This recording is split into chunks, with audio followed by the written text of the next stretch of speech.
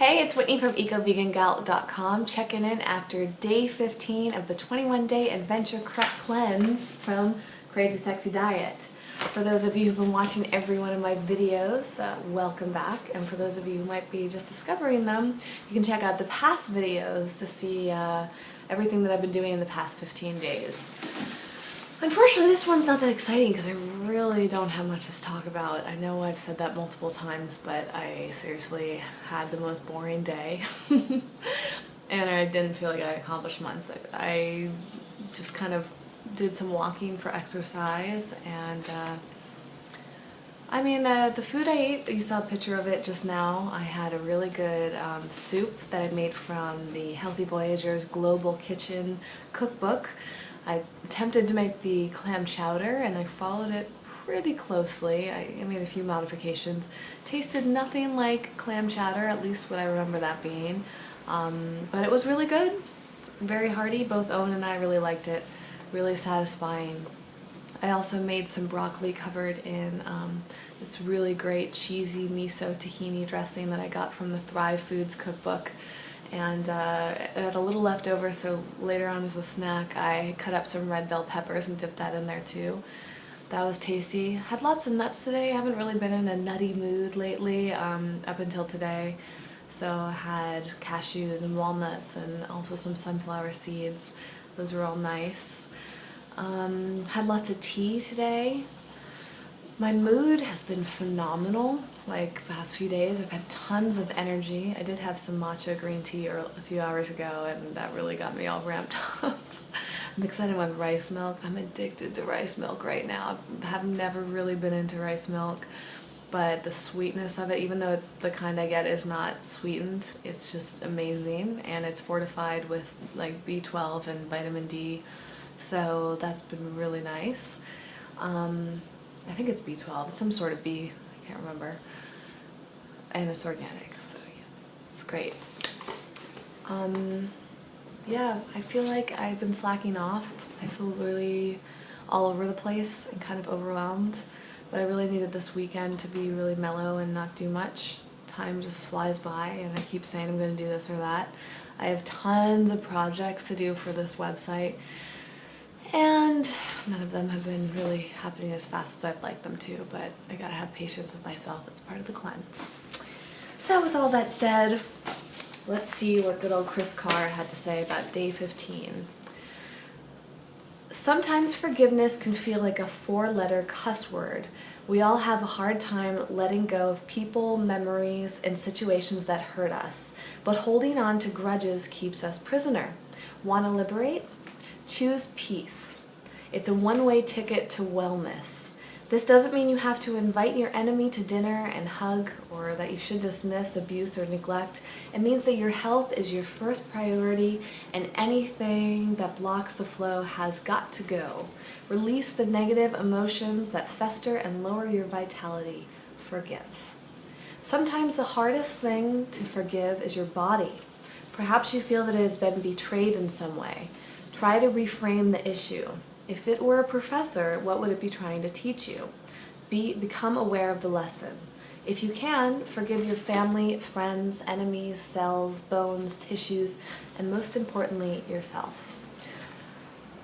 Of course, wise words as always. I think this is actually something that I really try to teach people and inspire them to do. We hold so much negativity in ourselves. Unfortunately, especially the American society really breeds that. Jealousy, enemies, competition.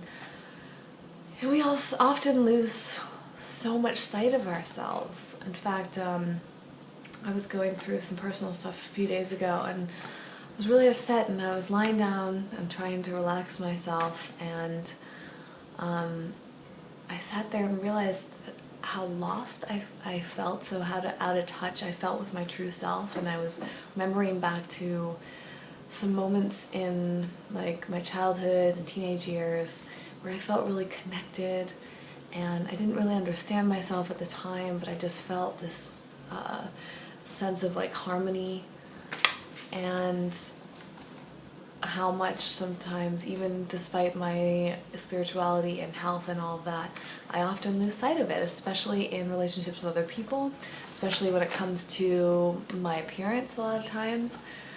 And actually that's a huge mission of mine, is becoming more and more clear that I really want to help inspire other people to do exactly what it just said in this book, in this section of the book. So stay tuned for more of that. I will share my experiences with you and anything that I learned from amazing people like Kris Carr. Focus for the day: write a list of people, situations, and body parts that you need to forgive. Good advice. I'll definitely put that on my to-do list for when I have some free time. Prayer: help me let go of the pain and forgive. That's kind of a daily prayer for me personally, and I definitely achieve that more and more every day, and I hope you do as well.